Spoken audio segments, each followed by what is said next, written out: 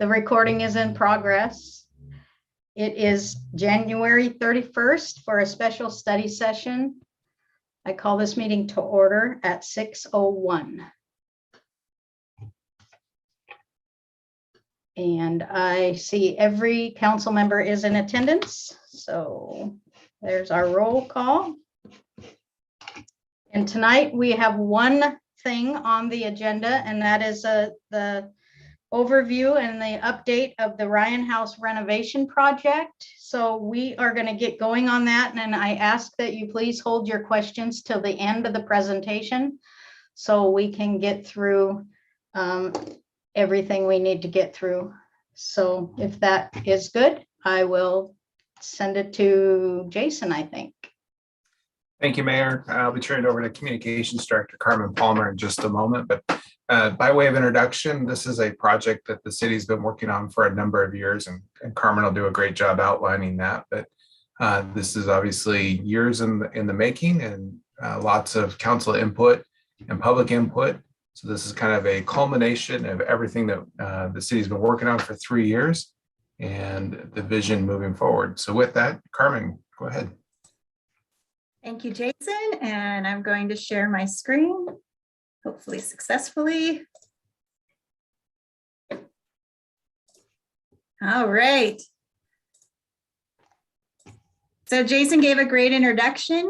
Not too much more to go over other than this is quite a lot of information. I know for some of you it's a repeat because I am going to go back a little bit to where we started in about 2018, 2019. Some of you were with us then, some of you have come since then, but you know, not too much has happened in the last 2 years, right? So I do want to do a brief overview of kind of where we've been, how that builds to where we are now, and what the path forward is into the future. So with that, a little bit of a backstory. We as the city have owned the Ryan House for almost 100 years. The deed was in 1926 to the city. It was amended in 1979. It's very, very clear that the only uses of this site, and that means the land around it and the house itself, are for a park or a library. They amended it in 1979 to add a museum as well. In fact, in 26, they were donating it strictly as a park. They thought it actually says when you tear the house down. So, you know, they had a much different view back then. They needed a library, so they allowed it to be a library, and the rest, as they say, is history. What's important here is a couple things. There's no other uses per the deed. It's very clear how it should be used. No other buildings can be built per the deed. And I put it in orange. The intent of both deeds, they emphasized over and over again that they wanted this site to be open, accessible, and enjoyed by the public. So those are our marching orders from the family. How we got here, as I mentioned, this has been a rather long process. Jason mentioned it as well, with the council along with us. Some of you remember back in 2019 when the architectural historians from Architectural Resources Group actually joined us at a study session and gave you the update of their studies. This was originally paid for by a Pierce County lodging tax grant. So thank you to those who are probably going to be watching this from Pierce County to check on how we're doing. And here's the flow. A lot of different decisions, you know, especially in front of the council, that have led to this moment. So thank you for all those pieces. Those of you who took a tour of the facility recently, the Main Street Vision, Ryan House is very much a part of that. I will go into more of that in the future. And even your most recent update of the comp plan earlier, well, I guess now last year in 2021, does talk about improving the house and the public access to the museum. So lots of different steps to get to where we are today. To that point, the best way I can think of to kind of go through this expediently, which I meant to thank you all for giving up your 5th Monday. I know that's no small thing, so I appreciate you all being here to talk about Ryan House. The most expedient way to go through it is to go through all the questions we've been asking and then the answers we've received from multiple sources. Seemed to be the best way to organize this information. So the first question we asked was very basic. Can the house be saved? Is it worth saving? Keep in mind the city has owned it since 1926, and although we do routine maintenance, we have never invested significant dollars into what would be called a full renovation. The answer, so this was the feasibility study done by ARG. These are architectural historians, if you look them up, they have worked on things like Union Station in LA, the Presidio in San Francisco, big projects about how best to use and preserve them, their historic nature, and have them in use. Frankly, I was shocked when they responded to our RFP, and so happy that they worked on this project. But their answer was also very clear to this basic question. Yes, the house is very much worth saving. Some major needs, don't get me wrong, and we'll go into those in the future, but overall in good, strong shape. Its main misuse is that it's being so used as storage, which should not be its main role. They also identified something that I think we all kind of knew in Sumner, but hadn't really quantified yet. Most of the people they interviewed assumed it was a private house and a private yard. So very contrary to what we've been asked by the deeds from the family for its use. So that was interesting. Obviously, it needs ADA upgrades for life safety. If it's going to have high impact public use, basically just being a city facility, it has some needs to bring it up to those standards. But they did point out its uniqueness, especially having the original cedar cabin. I love history. I've worked in 3 history museums. I've probably visited every old house I can find everywhere I go. And I can't remember in the Northwest another original cedar cabin. There are reproductions like the Job Carr, but I can't think of another. Correct me if I'm wrong on this at the end. And the other huge opportunity is most cities have a home like this. They don't have it right on Main Street. It's usually tucked away in a neighborhood somewhere. So having this right on Main Street was also another huge opportunity. Also, just a thank you, ARG brought in some subs to work with structural and the mechanical engineering on the house. And so I wanted to thank all those groups who worked on this report. Here's the highlights. Remember when I said it's in great shape, but yeah, the to-do list is not short. And it is not things, it is things that have huge consequences to saving this building so we can use it for another 100 years. Replace the roof and gutters. For those of you who took the tour, you saw the water damage on the walls. Some of it is to bring it to use some of the technology we now have. For those of you who took the tour, you saw the rather ancient boiler. It actually, rumor has it, came off the Mosquito Fleet in Commencement Bay. It works well. If you visited the house, especially upstairs in the winter, that thing can put off a bunch of heat. It is not the most efficient of things. And actually, when you're dealing with historic artifacts, you do not want to cook them. Not a good thing. No air conditioning. And you can also see in the living room and dining room where they ran pipes because that was the best way to add, at the time, a boiler to a historic house. There are better ways now. We can upgrade the mechanical, the electrical. So this was an overview. You had in your packet the full study. It is extensive, probably more than you ever wanted to know, but it is all there. Also for the public watching, it is on the Ryan House project page. One thing I wanted to point out is they told us to be sure to repaint it within 2 to 5 years, and that was in 2019. So no one envisioned the 2 years that we're going to follow this report, but here we are. Also, there are things that are not just about being pretty or being efficient. It's also about accessibility and life safety. Again, the house does not meet current code for accessibility. It was very nice having architectural historians because they gave us ways to balance both the history of the house and accessibility. And we'll get into that a little bit more, but these are the highlights. The next question was, okay, so it can definitely be saved and can definitely serve us for a long time more, which is great. How should it be used? And so they looked at this, they interviewed a lot of people, including the Historical Society and people in the tourism world and the event space world in our region. And these were the 4 main points of them. It's to do more displays and shared uses connected to Main Street. Storage definitely did not make the top list at all of how it should be used, and yet that's primarily how it's being used at the moment. The first was to divide up the spaces for multiple uses, which is great. The Historical Society is the tenant. We envision them remaining the tenant, but that's a lot of pressure to put on a very strong but small group of people to say, you must have this house open as much as possible. That's a lot to put on one group of people. So multiple uses helps with that while still giving the Historical Society its own space. I'll talk about that more in a minute. finding storage elsewhere, anchor for Main Street, and an equal look at exterior spaces. So divide the spaces for multiple use. This house started as the pioneer cabin, and then they built the Victorian farmhouse, and then they added the kitchen addition. It's the house that keeps growing. So that actually helps us a lot right now. And then here's how ARG envisioned giving the Historical Society the pioneer cabin as their own unique space.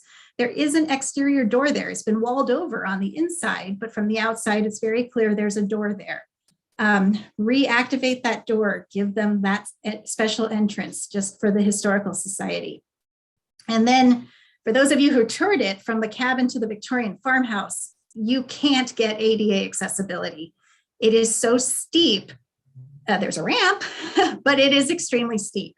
If you tried to even that out to meet code, you would eat up the dining room or you'd eat up the cabin, neither of which is a great option.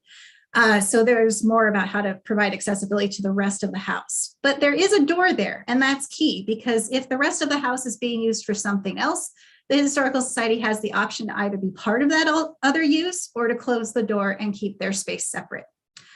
When we talk about other uses, I'll go into more details about that in a bit, but we are not talking blowout weddings. The space is just not big enough for it. But you'll see small events, showers, retirement parties, classes, gatherings, there's plenty of room. Here it is for if you're a nerd and want to look at the building plans. I don't know why I'm fascinated by building plans, but it just gives me an overview. You'll see here the plans from ARG. Couple of key pieces, and here's what I want to talk about. To provide ADA access, there is no way to provide it through the front door, what we now know as the front door. You don't have the space around the beautiful staircase with the turned wood. You would destroy the staircase and or the entry to try to add ADA access.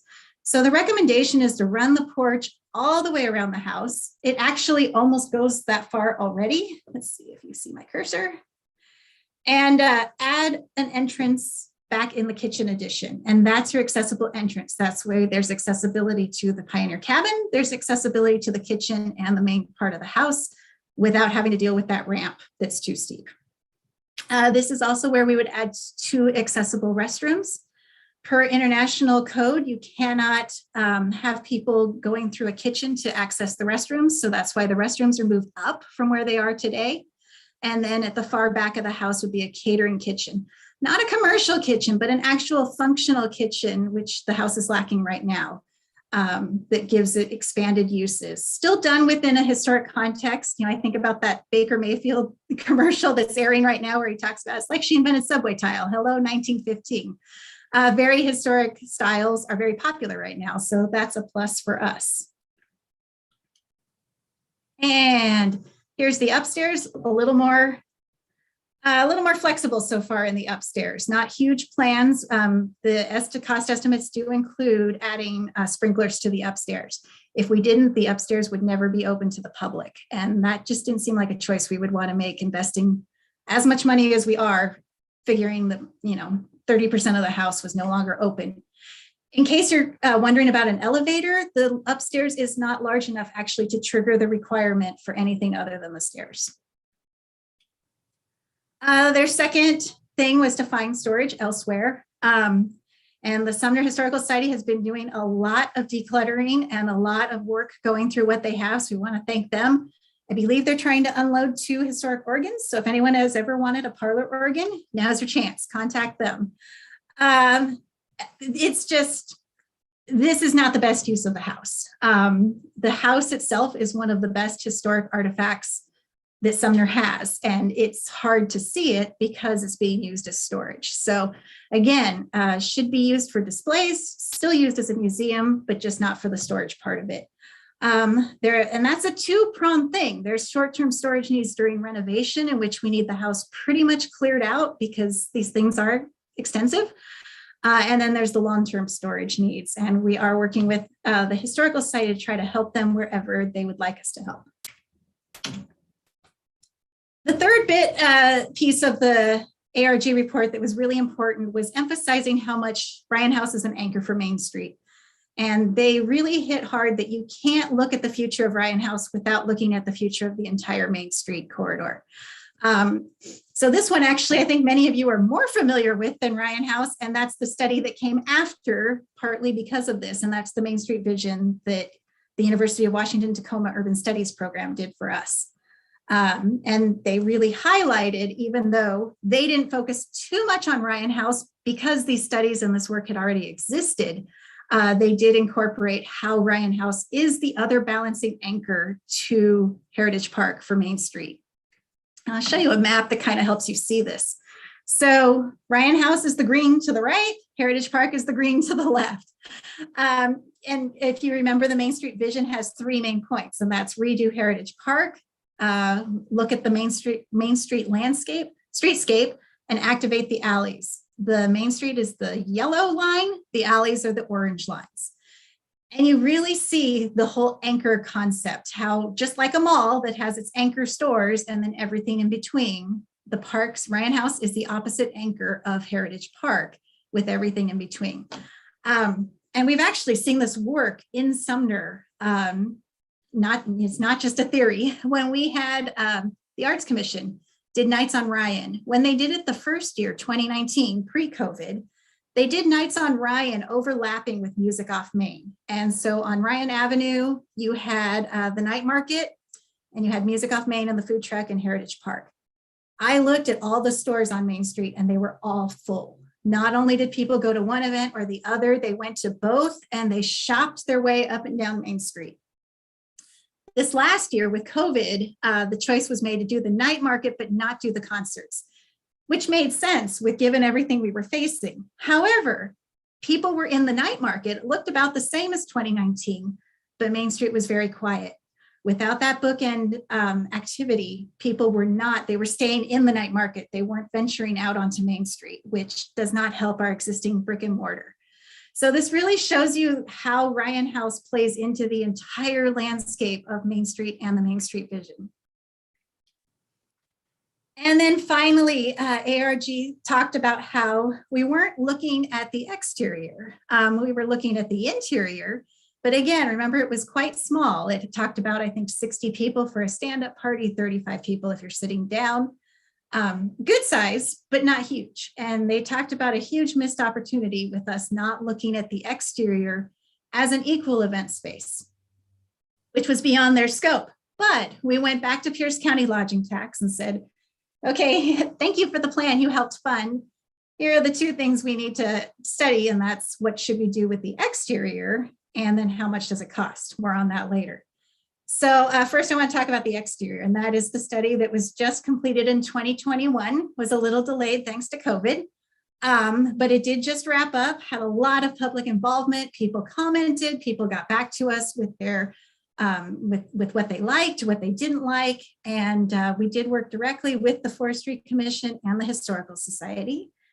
And the final design was this. And so it was mostly one of the main designs, I think, called A Place to Gather.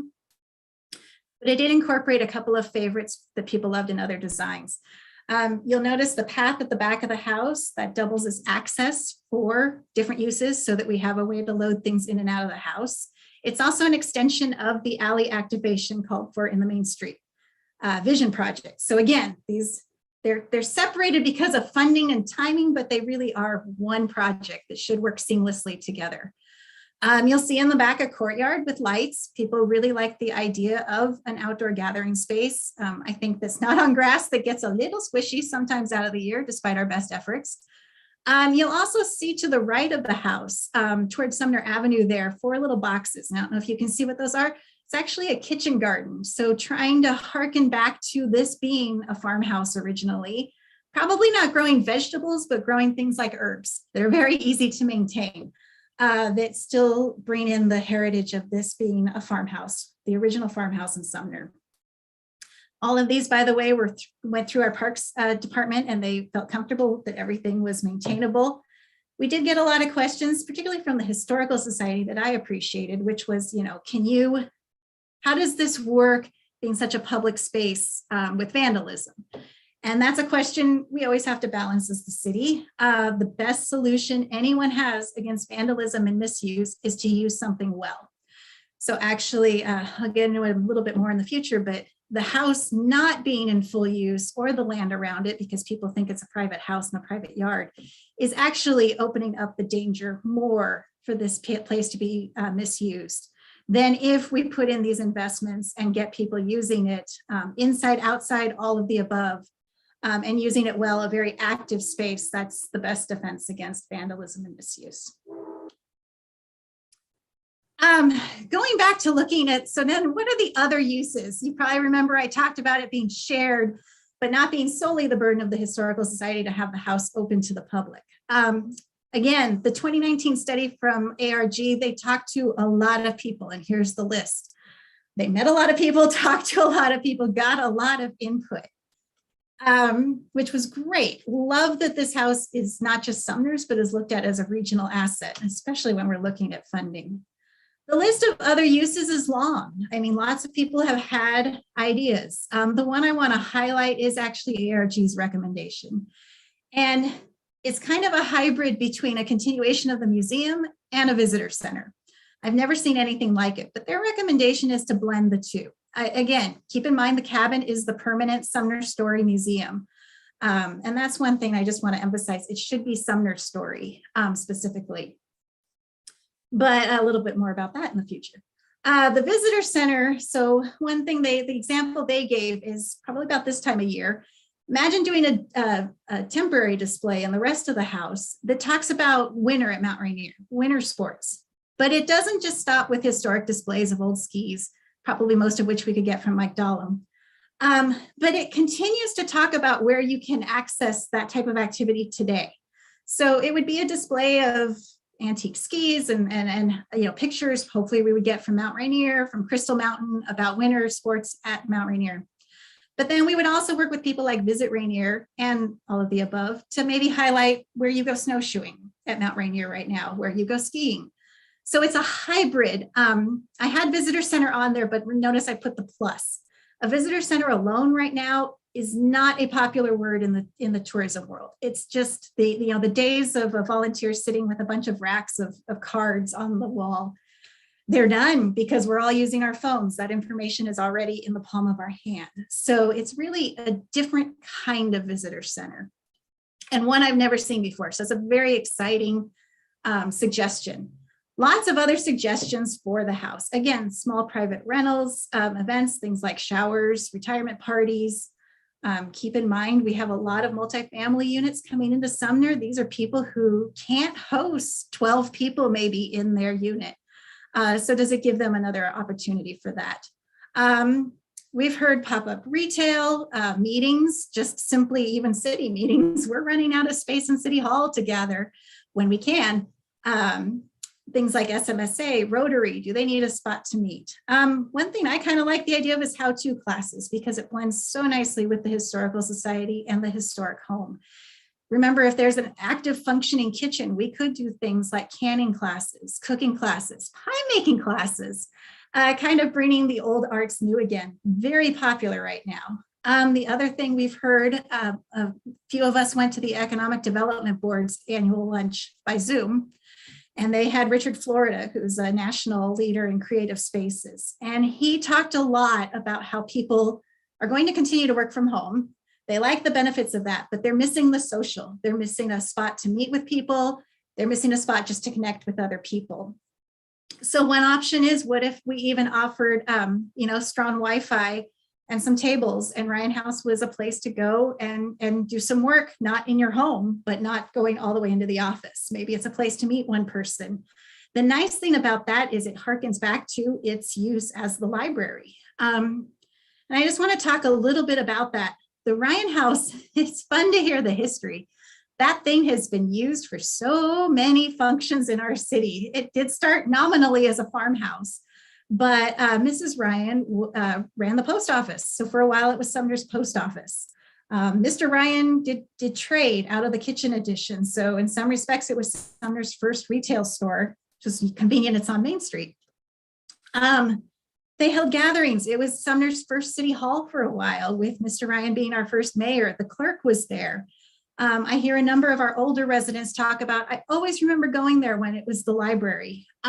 So it's really What we need to do is get back to that heritage that the house has of being used for many things, having many people support it, value it, connect their own stories to it. So that's really the heritage we're going back to. It's not really new, but it's almost going back to more of its original uses. This is not in the packet. I apologize. I thought of this example this morning, and it's too good to not include here. I had in there, one of the things was pop-ups, pop-up stores, incubators. That was also brought up again because of Ryan House's location on Main Street. It's just a great place for someone who's trying to decide if they should take the step of renting a brick and mortar to test it out. I think in some people's minds, they were thinking this could just be random. And I wanted to emphasize it could still all be another and with the visitor center idea, the museum use, all of it can be ands, our history. So this was, I don't know if anyone else got the chance to go here, but Tacoma Art Museum had the Kinsey collection for 6 months last year.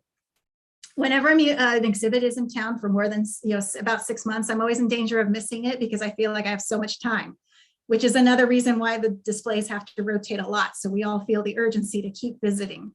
But I did manage to get to this one on the closing weekend. And they not only added this great exhibit, which is all about Black history, Black history and Black art by the Kinsey family that they had collected over time. Powerful exhibit. And as much as I loved it, one of the best things at the end was visiting this pop-up store that the art museum had added right next to their existing museum store.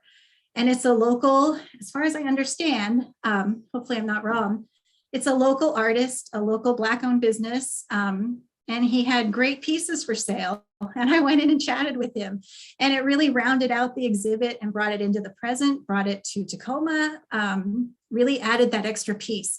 So again, even things you see that might seem almost random can be added together in a bunch of ands to just keep making connections upon connections, to have more and more reasons for people to enter Ryan House and value this space.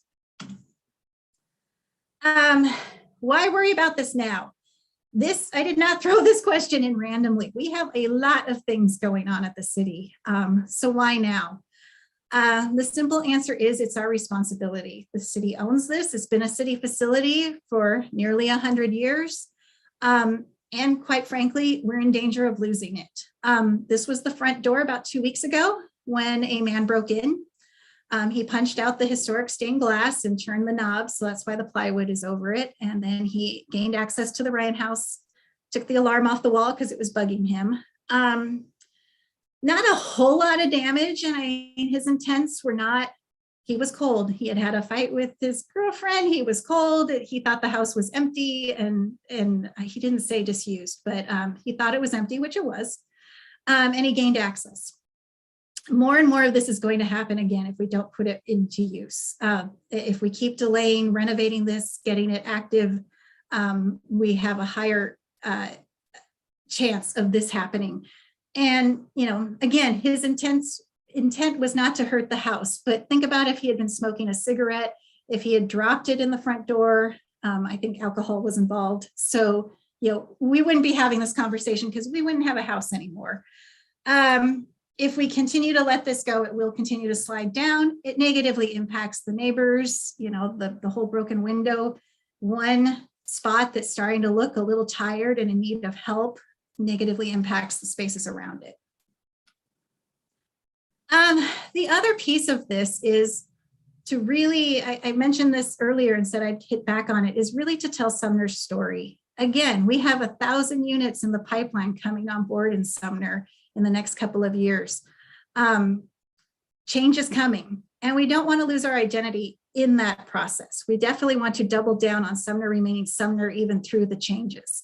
When Councilmember Cole came through, she's pretty new to Sumner, probably one of the newest ones of all of us. And she mentioned, well, I would have expected to get Sumner's story when I came in here. I know old things, I've seen antiques, but I really want what is Sumner? And that's really important. The Association of American Cities points out that in multiple different studies, a full service city is based on whether or not a city has a museum. It's also to tell our story. I was just reading about how a group of People have bought the Nettie Asbury house in Tacoma's Hilltop to make sure as Hilltop goes through changes, they don't lose their identity and their history. We're lucky. We don't have to buy a space. We already own it, but we do have to take care of it. Also, the importance of having gathering spaces to develop new stories, memories, and have a common ground. Again, from the Association of American Cities, museums bring people together regardless of political affiliation. There's not too many things that can say that these days, but museums remain one of them, which is important. We actually have an example of kind of how this would work here in town. And it sounds initially like a funny example, but hang in there with me. It's the old cannery. And that's actually what this picture is from. This is from when the Association of the US Army, we helped work with them to welcome back our connected unit back from Afghanistan. And we held that party at the cannery. Now, that particular party, too big to hold at anything like the Ryan House. But if you think about it here in Sumner, the cannery is a furniture store. That's what it is. Yet we all go there to get fudge, just to look at the trains, to walk around on a rainy day. I've done that. To shop, but also to welcome troops home from Afghanistan, to do a cancer walk, to light a bridge and celebrate the holidays, to get a hot dog at the 4th of July. It has become a home that's integral to all of us being in Sumner. And in different ways, I would have the same goal for the Ryan House. It remains a museum, but one that we should be going in and out of for various reasons constantly. There's a good example to the north of us on this, and it's kind of hard to imagine, but Pike Place Market, probably one of the most visible, recognizable icons of Seattle, correct? If it's not, if you watch football, that's what they cut to at every Seahawks game when they go to commercials. But it was supposed to be torn down in the 70s. It was supposed to be apartments. And I can't even imagine how Seattle would be Seattle without Pike Place Market. So especially when something is historic and authentic, you can gather in many different types of places, but something that's historic and authentic is also a very special gathering place. I've already talked about the economic benefits, being able to do pop-ups, being able to do incubators, support even just with events and displays and the museum, support the surrounding businesses. One thing I didn't talk about when we were talking about the Main Street vision was the idea of bringing in food trucks, but where do you sit? And again, with Heritage Park, Ryan House is another great place, especially with that new exterior design of offering outdoor seating. And then again, the community connection. And this picture here is, if you ever watch HGTV's Hometown, I always often see a lot of parallels to Sumner. But they took over last year a town, Wetumpka, and very similar to Sumner, the mayor's a barber. I thought that was very funny. But they had hit a lot of hard times. And they had the civic room that even the daughter of the woman it's named after was quite embarrassed. Nobody wanted to use it. It was ugly. So they, of course, renovated it because it's HGTV. But I wanted you to read this quote that the host said. Every town needs places like this where they can get together, celebrate milestone events, retirement parties, birthday parties. Community is a bunch of individuals celebrating their moments together. And of course, I'm there relaxing going, Ryan House. The reason suggesting that it be used for things like showers and birthday parties is not so much that we intend to rake in the dough on the fees. But because of this, because people moving in here, or even people like me, it's a way to align their personal story, their personal history with the house, and then they value it into the future. I guarantee you, I will always remember where we celebrated my cousin's 50th birthday. I will always remember where we celebrated my other cousin's bridal shower. It aligns personal stories with the community story and with the house. And then, of course, common ground. I don't have a picture. This was the picture of the gathering after George Floyd in Sumner. This is, of course, Loyalty Park. What I don't have a picture of is that actually started at the Ryan House. And as difficult as a topic as it was, that's how the house should be used. That's how the grounds should be used, for us to talk about difficult things, for us to come together in common space for a variety of conversations that move our whole community forward. And that includes history. we need to rethink how we tell history. And that's not just Sumner, that's across the board. As I mentioned, I worked in history museums. In fact, I threw in this picture because I had to. This is the Hall of History at the Washington State History Museum that I helped open in 1996. But you'll notice it's very interactive. If you've been to the Hall of History, you hear things, you overhear conversations, you walk. This is the Rosie the Riveter exhibit, and you're walking underneath the model of the B-17. It's very much about experience. And Ron, in our treatment facility, he mentioned it when we were talking about the Ryan House project. He's like, history's got to be something you can touch, feel, experience. And that's something I think we need to add at the Ryan House. We also need to add more diverse stories. At one time, it's estimated 50 Chinese people worked the Ryan farm. Where's their story? Where's the story of what the Chinese Exclusion Act did to them and did to our entire state? Same thing with the internment. In fact, this is, if you were able to go to a couple years ago, the Japanese American Citizens League of Puyallup Valley had this exhibit over at the fair about the internment, which of course happened at the fair. But it also included a lot of people from Sumner. And they did a great job telling the story. It was a hard story to tell, but they did a great job telling it. They recreated the spaces at the fairgrounds, which would be hard to do at Ryan House. But they did other things that are things we could easily replicate and bring back to Ryan House to talk about how the Japanese internment affected Sumner residents. In the middle, she's showing a piece of paper with a suitcase, and it just asks kids, all right, you have to move out in 24 hours. What do you put in your suitcase? What do you leave behind?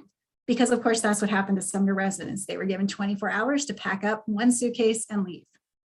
On the far side, you see, King Five's Lori Matsukawa going through the exhibit, and she's stuffing a small sack of cotton with straw because that's how they had to make their pillows. These are very powerful ways to tell a story. Again, very experiential, very easily something that it would be wonderful to bring to the Ryan House to expand the stories we're telling of what it means to be part of the Sumner story. So, talked a lot about history. So the Historical Society. Obviously, this affects them. The intent is for them to remain a tenant of the museum. It does remain as a museum. Right now, we have with them a 6-month MOU. The highlights of that is we're asking them to clean up and pull everything out by July 31st. 31 days in July, right? I always mix that up. But that's because of the renovation. We have to do work on this house. We have to do work on this house as soon as we can. So, it's hard to change, but we have to do it to save this house and have another 100 years. Anything after that, if they'd like to leave it, is part of the city will work with. I've been hearing a couple of rumors, well, the city's tossing things. Really, I just want to emphasize everything inside the house. The house itself is the city's, but everything inside that house right now is the property of the Sumner Historical Society, and they are working on what to do with it, what works best for them. The city has offered a couple ways we could find to support if they would like that assistance. We have offered some limited storage here at City Hall. We have offered a couple days. We have a new Maria. She is our new records clerk. She does have a history with archiving, and she has a master's degree in history. So, if they'd like a little bit of her input. And then we have also talked about, we will work with them. There's some big pieces like a Steinway. Nobody wants to move more than necessary. So there might be a way for a couple of those big pieces to still be stored on site and renovate around them. That's always a little tricky, but we'll continue the conversations on that. The other piece of this we found out is the Historical Society never had liability insurance. So they have corrected that, and they have it. Should either party want out, there is the 90 days, but this is the 6-month agreement we have now to get us to the point where we can renovate the house. So what does it cost? That was the other question we were trying to answer in 2021. The full breakdown is in your packet. It's also on the Ryan House project page. The interior, I put estimated $500,000, the exterior at $488,000. The real reason I really want to emphasize that estimated is that there's just so much we don't know. Akana was our cost estimators. They did a great job. They brought in a bunch of other experts to look at it, but there's so many pieces we can't see right now. We can't see through the false walls in the cabin that were added when it was a library. It was even hard to look in some spaces because it's being used so much for storage right now. So if anyone has ever redone a house, let alone a historic house, you know the moment you start work, you have an estimate and a budget in your head. And the moment you start work, it's almost like pulling the thread on the sweater. You find more and more and more and more, and your project just starts unraveling. So that's their best guess. That is an estimate. The exterior is more of a hard number because you can see the exterior. We know exactly what we need to do. So that one is, well, anything can fluctuate. That one's a little more solid number. If you go in and look at the report for further details, you'll see that Akana did break things out into interior preservation. That's really what has to be done to not lose the house, and that's $218,000. And then there's use considerations, and that's $172,000. And that's more the things that make it pretty, that make it more usable. Yep, so I think I covered everything there. I just wanted to go over again where the funding has come from. And again, when I talked to Pierce County about this, I really emphasized this is part of the Main Street Vision. So Pierce County paid for feasibility and design studies. Those were the two in 2019 for $100,000. They just finished paying for the exterior design and the interior cost study.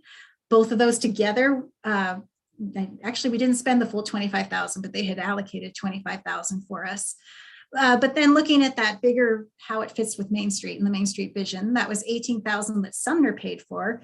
And right now, Sumner Lodging Tax has invested heavily in 2022 in the other pieces of the Main Street Vision, working on the alley activation design, that's with Pierce County money and Sumner money, the Heritage Park design that is fully Sumner Lodging Tax money, and then the Heritage Park roofs that are $75,000 in Pierce County ARPA money, not tourism, and Sumner utilities. So a lot of money from a lot of different pieces that are trying to make it all happen. Future funding options, you have the pending 125 already recommended by Sumner Lodging Tax. Again, originally back in September, they recommended that for external use because they just thought the interior wouldn't be accessible yet. I think since then we have really, the Sumner Historical Society has really stepped up. And we also realize how badly we need to get working on this. So I do believe the staff has assessed that it's still within the recommendation if it's used on Ryan House. So if we prefer to use it on the inside, my recommendation is that we actually first start with tearing down the false walls in the cabin so we can see what we're working with. Again, try to make that cost estimate more of a solid number with really what has to be done and what has to be done to stop any further damage from the exterior. We also have Pierce County Lodging Tax coming back up again. We can make a 23 ask this year. Perhaps it's for $488,000 for the full interior. I don't know. ARP is there, but it's in green because you've already invested in Heritage Park as part of the Main Street Vision. Of course, it's up to the council how to use that money, but I know you have other things going. General fund budget time's coming up again. There's legislative asks. There's also heritage grants. Those are highly competitive, but we have a good story to tell. So for those, not much we could do with the rest of Main Street Vision. Those would be more specifically Ryan House. And I think those grants start in February. So we're right there. And the other thing is ARG mentioned this. If we start looking at the other uses, if there's a private company that would be of maybe future use of the other uses, that list we had, perhaps they could invest in the Ryan House in lieu of future rent. And that's a deal they've seen other historic houses use in order to get the renovation funded at more expediently than grants. Again, this was the interior of the door. It does not look like that, by the way. If you go by Ryan House, the facilities crew have already fixed it with red glass. You can't notice anything's done, but you'll see not only the damage to the glass, but the damage that's been done over the years with people trying to get in the lock. Really, again, time is up. It's time to get this house in use, loved again, valued again. The Sumner Historical Society has always loved it and valued it, but it's time to get more of the city involved in it again. So here's kind of the path forward, the MOU. City has that. Should also point out the MOU is important for another significant reason. We could find no agreement with the Sumner Historical Society, no formal agreement, which gets us into huge issues with liability as a city with the gifting of public funds. Unless there's an agreement, Andrea can talk about this more, but she's also very clear. Unless there's an agreement where a private organization is providing a service to the city, they can't just be in a city facility without any offering to other people, without any rent.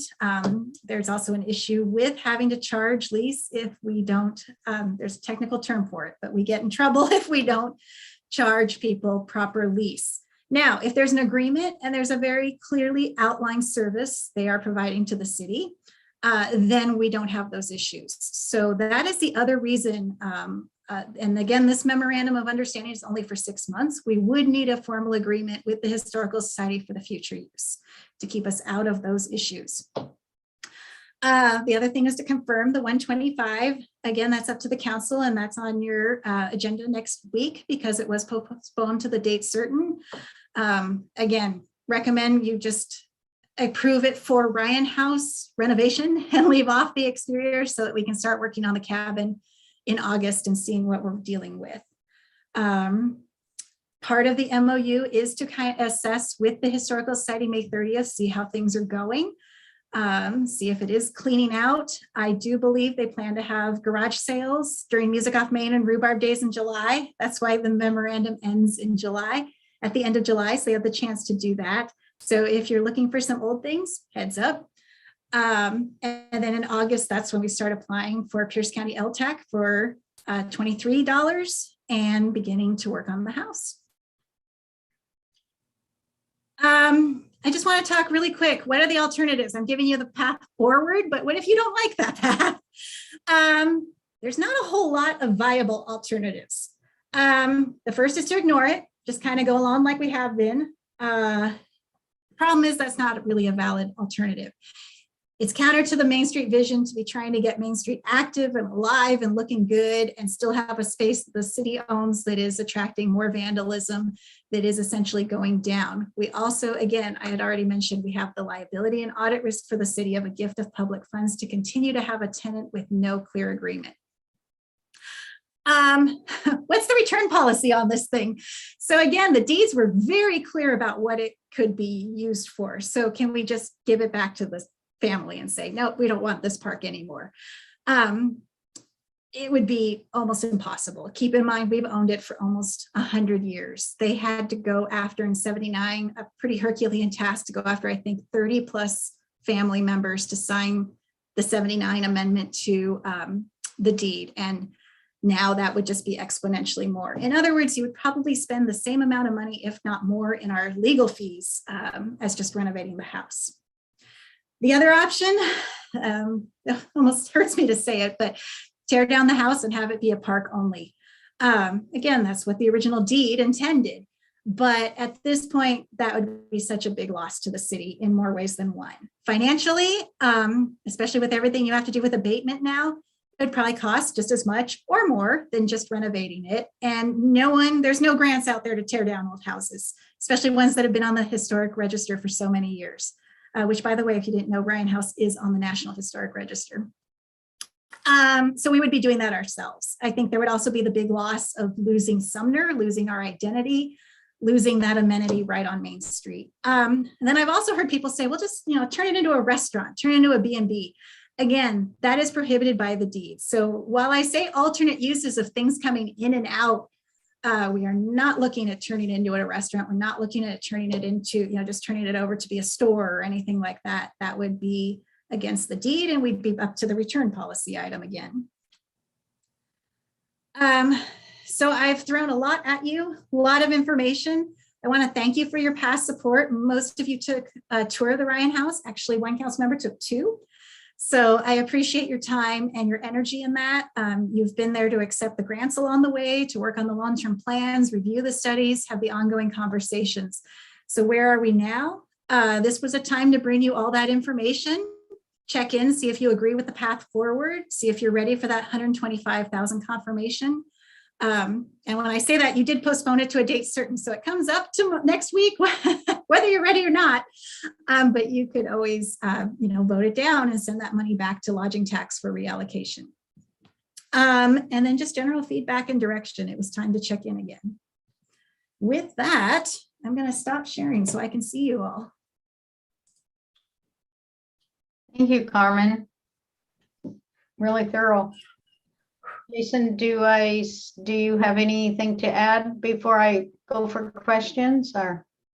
No, I just want to reiterate that we already have a signed agreement with Sumner Historical Society. That's that 6-month agreement that Carmen was mentioning. So happy to answer any questions, and thank you all for your time. Okay. Do we have any questions?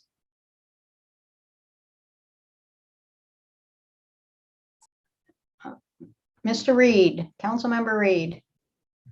Thank you, Mayor. So is the ask tonight to get feedback and kind of direction of what council is thinking on the overall, or just on specifically on the 125, or? That's what I'm not quite clear, but. A little of both. I mean, remember you postponed the 125 so that you could hear this presentation first before making that decision. So they're definitely connected. You did postpone to a date certain. So like I said, next week. Back to you. It's coming back to you either way next week, but what you do with it is another question. Sure. But regardless of that, it was time to check in. One thing I should have mentioned in the conversation, there was so much. You don't have to really specify what you want those other uses to be. I'm not looking for a menu of, yes to shared workspace, no to pop-up.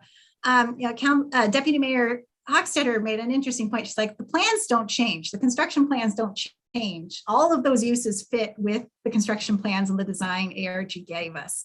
And really, when you think about it, this is the most significant investment in its renovation we've done in nearly 100 years. And hopefully we never have to do this while any of us are here in another. So one of the goals of the renovation is flexibility, is not to lock ourselves into, we are going to, renovate the space for this, except for a museum. The intent is it for it to remain a museum, but a museum, the broader definition of use as most museums are used. Okay, so with that in mind, I've got a question and then a couple of comments as to how I feel at this point. The first one is on the pop-up retail. Love that idea. And then pop-up, you had mentioned that restaurant was prohibited, but is pop-up non-permanent prohibited? Like if somebody were to arrange for a weekend eatery or something like that? No, and that's one of the things that came up, you saw on that list. Actually, the Akana, the employee we had from Akana, he's like, in my off hour, I run a distillery and I would pay you money to be able to sample here over a weekend. That's what I was thinking. Yeah. Yeah. One thing we've also thought of is wine tastings. If you knew, for a couple of weeks, Chelan Cellars was going to be here in Sumner doing wine tasting.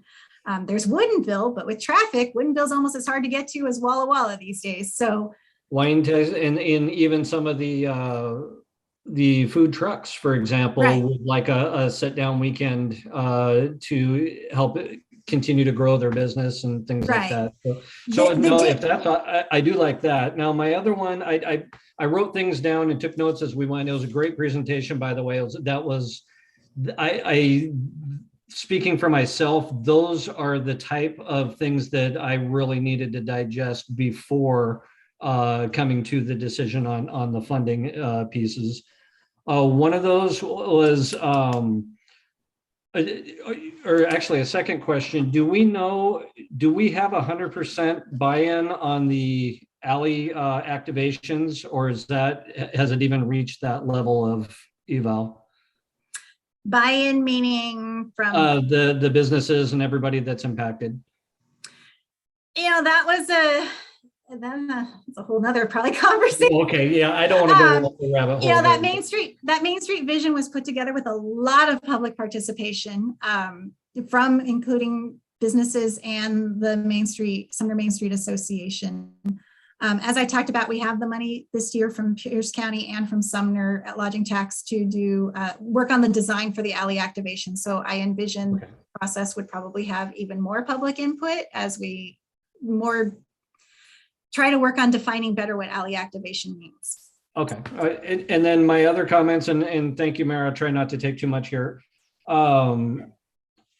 Some of my funding, I just put them as positives and negatives. A positive for me is I'm in favor of moving forward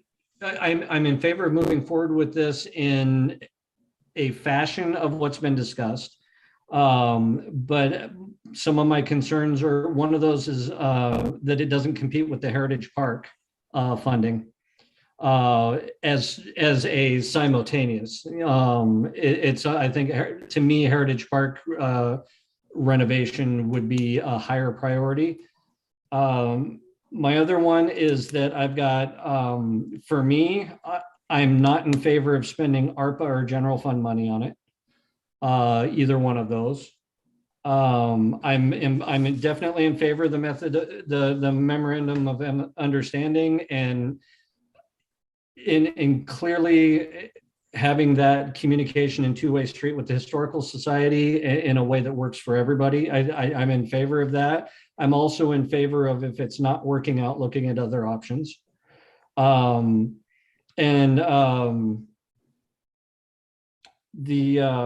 had another, well, essentially on the funding, I put down in some of my notes here that I'm in favor of utilizing LTAC and utilizing state and commerce and historical grants, some of that which you mentioned. I think there are some federal grants that might be available as well. I forget the name of it, but there's an entire program for kind of that. In addition to the commerce pass through, there are some standalone federal grants that go along with Main Street rehabilitations. And what would any third-party type partnerships look like? I know that's early, and I'm not expecting an answer, but exploring what some of those funding options might look like. But my two main points: I'm not in favor of ARPA or general fund, but I am in favor of trying to find other ways to make it work, consistent with the presentation that you put out. And I should probably clarify, I put just what was possible, not necessarily what I thought you would do. Well, there were a few things there that were you have to, as far as like the building rehab and things like that. And those are what I'm in favor of. I like the idea that the funding coming from LTAC is not specific to the landscape, because I don't think the landscaping should be funded, designed, yes, but not funded and worked on until the building itself has been completed, or at least in that natural order of how you would do the remodel and then do the landscape. It's kind of the last step. So, and I wouldn't want to risk putting something in to find out we have to take it back out again. So, but the fact that we could utilize that funding toward some of the internal repair and rehabilitation, I do like that idea. Thank you, Councilmember Reed. Thank you. Move on to Councilmember Cole. Cameron, I thought that was fantastic, a fantastic presentation. I'm really excited about it because I got to see the house in person. That was a great tour that you gave me. So I really love the idea of like the promotional recommendations that were there, like having the feature exhibits, whether especially of Sumner history, but Mount Rainier or historical cars, or however we end up making use of it. And my one concern would be, actually I have two concerns. One would be just, and I think you mentioned this about maybe having a person there who's monitoring, because I'd be concerned about maybe accidentally damaging some of the artifacts, or even purposely like removing some of them. I'm sure that would be bound to happen. But if there was someone physically there to make sure that didn't happen, then I think that would work okay. But the big concern I had was parking. I did see in the packet that there was mention of maybe talking with Sumner High School about the possibility of parking there, and that's several blocks away. So can you talk a little bit about how maybe parking might be addressed? Even if someone had an event that was just 35 people, parking, I think, would still be an issue. You're right. And that's, I said it's such a huge benefit. It's on Main Street. That's the one downfall. It is on Main Street. So we do not have access to easy parking. There is a small city-owned lot already across the street by the cleaners. Most people don't actually realize that's a city-owned lot. We'll be talking about wayfinding signs at a future meeting. And then there's the other city-owned lots, the one over by Trackside Pizza. There's spaces within not that bad of a walking distance, but there are no spaces right, here's the Ryan House parking lot. And that we would have to be realistic is a challenge and is a hindrance on the space. I don't have a good answer to that one, but we do know that that's one of the things that, we kind of went, ugh. And that is one of the reasons for adding the path and back too, so that, maybe we make a loading zone on Sumner Avenue so it's easy to pull up, because Main Street is Main Street and it is our main street. So it has some traffic and parking issues. Okay, great. Thank you. Councilmember Botetto. I like the presentation and appreciate all the work that went into, has gone into all this project for the last 2 or probably 96 years. And I am glad that there is an agreement with the Historical Society to get everything out of the building, because it's really paramount to get the inside interior worked at, even looked at closely, so you know really what you're dealing with. And I'm all in favor of the 125,000 that we're asked to approve next week. So, and then, just the different ways that the building could be used, and not just, like a static, here's something from 1872, like have the story go along with it. So, I'm really glad that you took time to have us go through the building so that we really understand, some of the situations there. So thank you. Thank you. Councilmember Newman. Thank you. So thank you for the presentation. I think the designs are great. I have struggled with what we're being asked on for Ryan House at any given moment. When it initially caught my attention, it was actually in Finance Committee, and I was concerned about the, LTAC funds, great, but concerned about how much we were committing ourselves to without knowing where the rest of the funds were going to come from. And so I do think, and I don't recall hearing much about phasing, and what a timeline looks like for these grand plans that are being put in front of us. And so I do think that under alternatives, for things, one alternative is actually to either start off with the goal of a museum or start off with the goal of the park, and not assume it's just going to be full speed ahead on all of it. I think it is paramount that we have to get that building restructured and available for public use again. I think we know we have to do that. And I think everything after that is gravy. And so because it's not very often when I think when Councilmember Reed and I aren't actually disputing something with one another. And so I have to, but today is actually one of those rare occasions I fully agree that we cannot justify spending ARPA funds on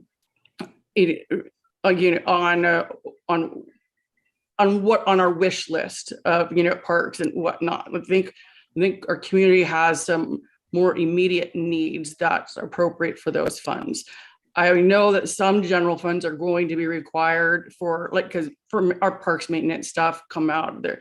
I understand there's going to be some, but I still think ideally it's kept at a minimum. And so I do hope that we move forward mostly in phases that are being supported by outside funds. And so I guess for me, I'm struggling with the prioritization and the phasing. So the prioritization and phasing would be in the Akana cost estimate, the best place to see that, where they talk about what has to be done to save the building first, and then what has to happen to open up the uses. You always save before. I went through one historic house and this lady was so proud of her new Laura Ashley curtains, but you could see all the water damage because she hadn't addressed the roof yet. And that's just backwards. So we're not going to make that same mistake. And I understand that. I just think because we will have to spend quite a bit of money and probably a lot more unknown money, that we know that we have to commit to that, but also know that perhaps that means that outdoor plans come much, much later, depending on how that first phase plays out. Right. The other thing I should mention is the outdoor has to be carefully done, because if we tear up Heritage Park, like for example, this summer, even with doing the Wooners, we can't hold music off Main in Heritage Park this summer. And yet probably it's going to be the summer people really, really want it. So it's being held on the Ryan House lawn, which is great because we get to test it as a use, a much more active public use. But we can't put everything under construction all at once. We wouldn't survive, the public wouldn't survive. So, you know, the order is definitely to tear out the cabin to see what we're dealing with under those false walls and that false paneling. And then the next would go to ADA access and life safety, working on that back wing, getting ADA accessible restrooms, getting that new door in place so that it's fully accessible. And the ARG report pointed out a couple other life safety things, like, you know, we don't even have lighted exit signs at the light, at the exits. So definitely ADA, it first goes, let's see what we're dealing with, and then access, and then life safety kind of go hand in hand. Thank you. Councilmember Stewart.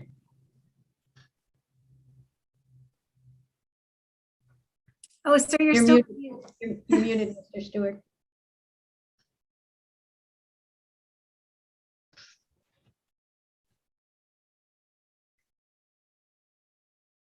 Councilmember Stewart, you're muted.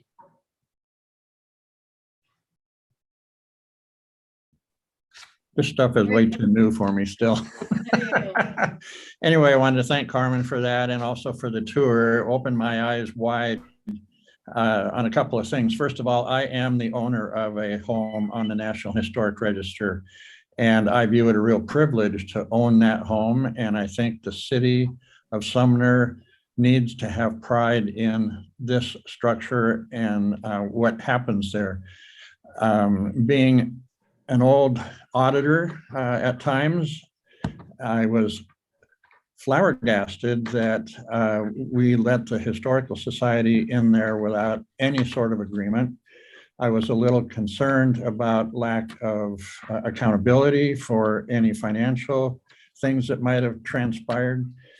That's got to be fixed. And I think Jason has taken a big step forward to put a deadline on this thing. And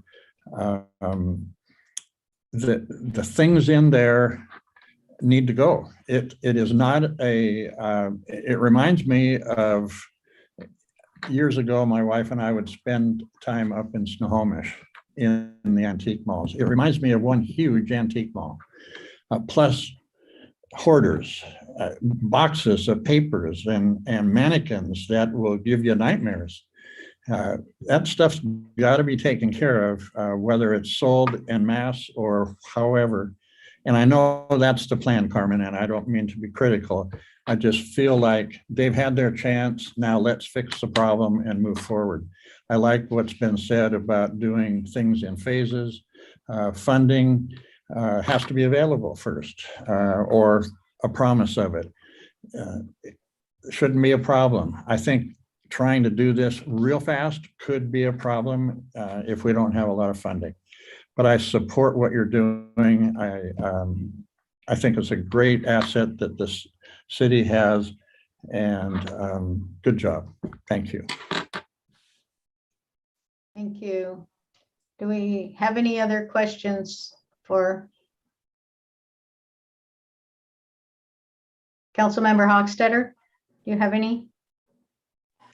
Well, I'll just note that I could tell from Carmen's presentation that she has been conscientious of doing this in phases. She applies for grants. When she receives the money, she uses it for exactly what it's used for. So it has been a very slow progression. And if we were to use some of the general fund money, it would, if we were to need to do that, it definitely would come in front of the council and we would have a say and a vote on that. So I'm confident that Carmen will continue to shop the market and apply for all possible grants. And we do have a good project here. So normally if we're as organized as we can be, we have good chances at getting grants. And sometimes we have to have a little match to know that we have some stake in it, but I really think it's a worthwhile project. So I'm happy to see it move forward. Thank you. Councilmember Brown.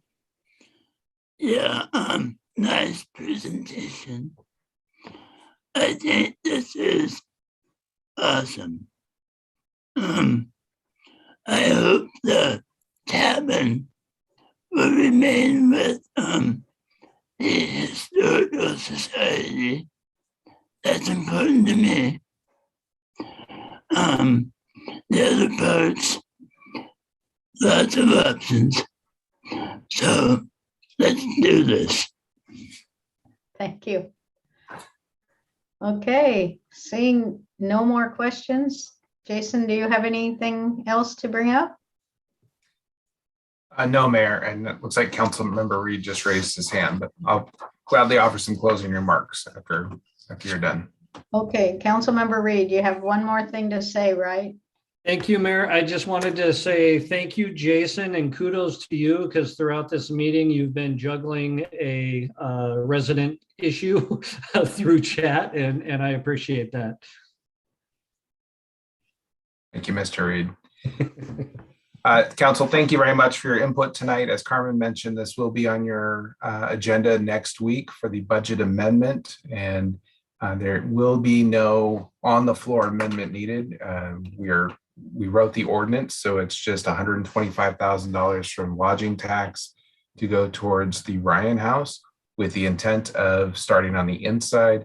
As Carmen mentioned, it's going to be a few months before we can get in there, but we need to really uncover the walls and see what we're working with. And then as Councilmember Hochstetter said, any future funding decisions regarding the Ryan House will obviously run through council. So we've got a lot of work ahead of us. And to a few of your points, it's going to take time. This is not something that's going to happen quickly. So we thank you for your ongoing support and the time that you put into considering this matter. Thank you, Mr. Wilson. Councilmember Brown, were you done or do you have one more? Yes. All right, then that means we will be adjourned. Thank you, guys.